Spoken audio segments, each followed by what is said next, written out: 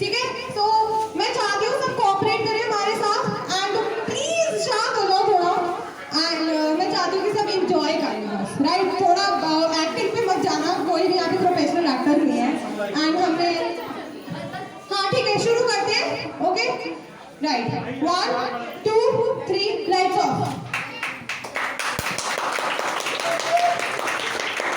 Okay lights off.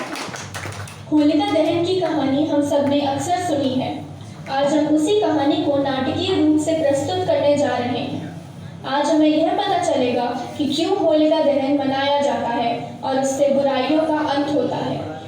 आइए शुरू करते हैं।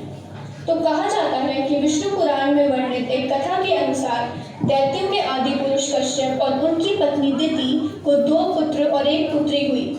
उनमें से एक पुत्र थे हिरण्यकश्यप। वह एक असुर थे जिसकी कथा पुराणों में आती है। उनका वध नरसिंह अवतारी विष्णु द्वारा किया गया। आज हम इसी के बारे में बात करेंगे कि क्यों नरसिंह देवता ने हिरण्यकश्यप का वध किया, आखिर इसकी क्या वजह थी। आइए देखते हैं।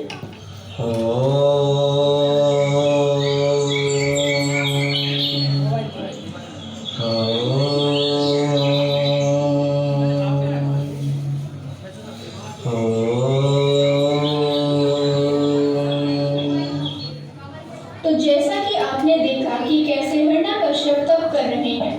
यह कहा जाता है कि हिरण्यकश्यप ने कठिन तपस्या द्वारा ब्रह्मा जी को प्रसन्न करके एक वरदान मांगा। देखते हैं। पुत्र, तुमने कठिन तपस्या करके मुझे प्रसन्न कर दिया है। तुम जो वरदान मांगोगे मैं तुम्हें वो अवश्य दूंगा। प्रभु, आपको प्रसन्न करके मैं और भी ज़्यादा प्रसन्न हुआ हूँ। मेरा वरदान है कि ना मैं किसी मनुष्य द्वारा मारा जा सकूँ, ना पशु द्वारा, ना घर के अंदर, ना घर के बाहर, ना किसी अस्त्र से, ना किसी शस्त्र से, ना दिन में, ना रात में, ना ही इस ब्रह्मांड में, ना उसके बाहर मेरे प्राणों को कोई डर रहे। प्रभु, मुझे ये वरदान दे। अवश्य पुत्र, तुम्हें आज से यह वरदान प्राप्त होता है कि तुम न किसी मनुष्य द्वारा मारे जा सकोगे, ना पशु द्वारा, ना घर के अंदर, ना घर के बाहर, ना किसी अस्त्र से, ना किसी शस्त्र से, ना दिन में, ना रात में, और ना इस ब्रह्मांड के अंदर, ना ब्रह्मांड के बाहर तुम्हारे प्राणों को कोई डर रहेगा। धन्यवाद प्रभु, धन्यवाद। जैसा कि हमने देखा कैसे घोर तपस्या करके हिरण्यकश्यप ने ब्रह्मा जी द्वारा वरदान प्राप्त कर लिया, लेकिन यह वरदान उल्टा पड़ गया। इस वरदान ने उसे अहंकारी बना दिया। वह अपने को अमर समझने लगा। उसने इंद्र का राज्य छीन लिया और तीनों लोगों को प्रताड़ित करने लगा। वह चाहता था सब लोग उसे भगवान माने और उसकी पूजा करें। आज से, बल्कि अभी से विष्णु जी की पूजा वर्जित होनी चाहिए और उसकी जगह मेरी पूजा होनी चाहिए। हिरण्यकश्यप काफी अहंकारी बन चुका था। उसे अपने अमर होने का इतना घमंड था कि उसने गांव में विष्णु जी की पूजा वर्जित करवा दी। बाद में हिरण्यकश्यप की शादी हुई। उनकी पत्नी का नाम कयाधु था। उसके कुछ साल बाद हिरण्यकश्यप का पुत्र हुआ प्रहलाद। बधाई हो, मुझे पुत्र हुआ है। आज मैं पूरे गांव में मिठाई बंटवाऊंगा, साथ में तोहफे भी। देखना, बाकी सबकी तरह मेरा बेटा भी मेरी पूजा ही करेगा। जी बिल्कुल, जैसे सब करते हैं वह भी आप ही की पूजा करेगा। आखिरकार आपका बेटा जो है। प्रहलाद बड़ा हो गया और हिरण्यकश्यप की उम्मीदें भी बढ़ गई थी। उसे लगा बाकियों की तरह उसका बेटा भी उसी की पूजा करेगा, लेकिन प्रहलाद तो कुछ और ही था। देखते हैं आगे क्या होता है।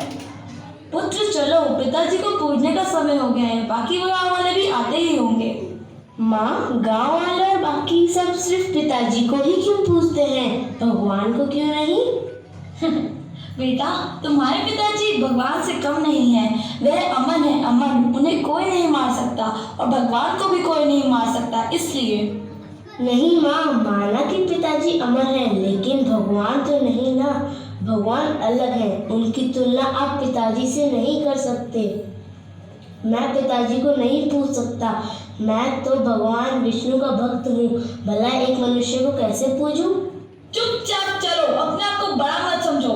यहाँ वही होता है तुम्हारे पिताजी चाहते हैं और तुम्हें उन्हीं को पूछना होगा। बेकार की बातें करना बंद करो, चुपचाप चलो। पर माँ। चुप चलो। कयाधु प्रहलाद को भले ही भक्त प्रहलाद भी हार नहीं माने। वह तब भी विष्णु जी को ही पूछते रहे।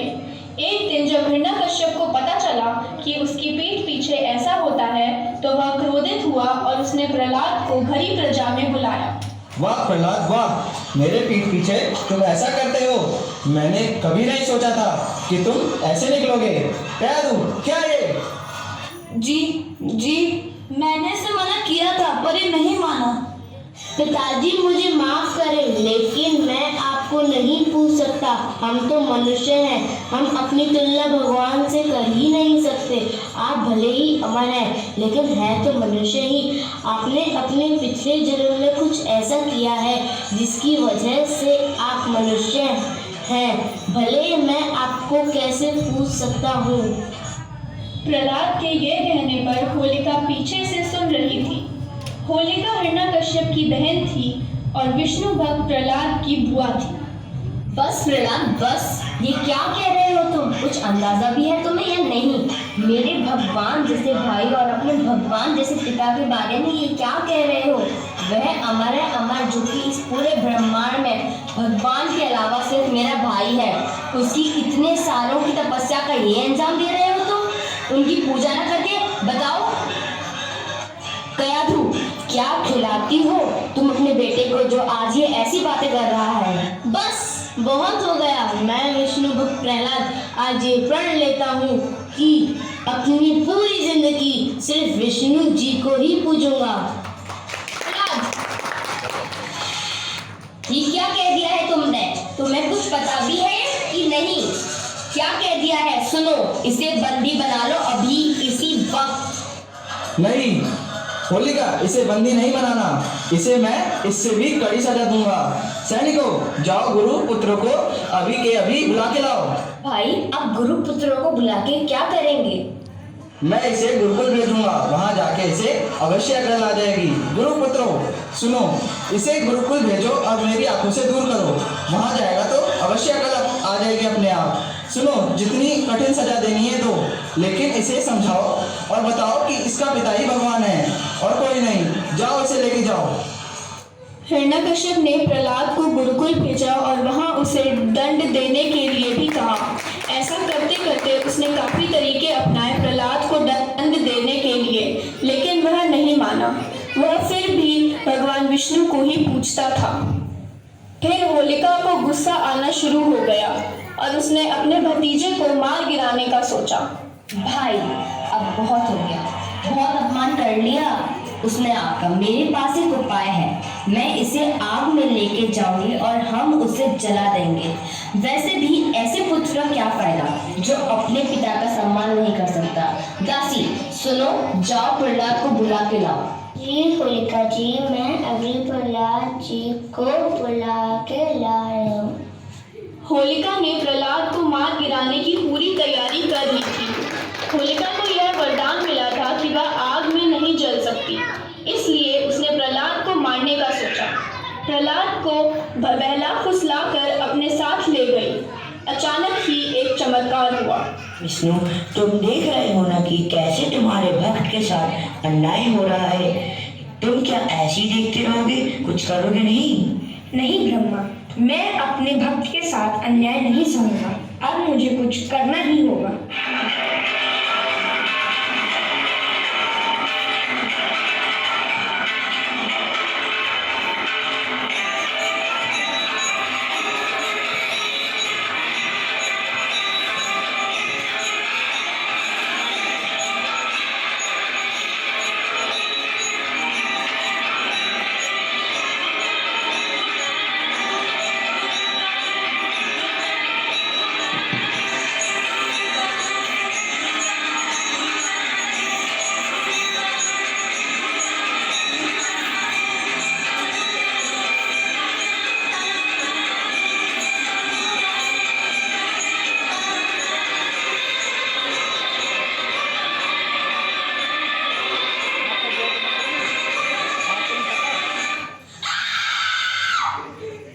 तो देखा कैसे होलिका का वध हो गया, जबकि उसे यह वरदान था कि वह नहीं जल सकती।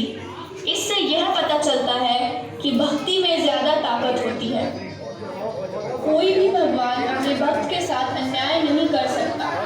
जब हिरण्यकश्यप को पता चला कि वह बच गया और होलिका का वध हो गया तो उसने भी कई तरीके अपनाए जिससे वह मर जाए, लेकिन ऐसा नहीं हो सका क्योंकि उस पर विष्णु जी का साया था। बाद में विष्णु जी को इतना गुस्सा आया कि विष्णु जी को नरसिंह देवता को अवतार लेना ही पड़ा और हिरण्यकश्यप का वध करना पड़ा।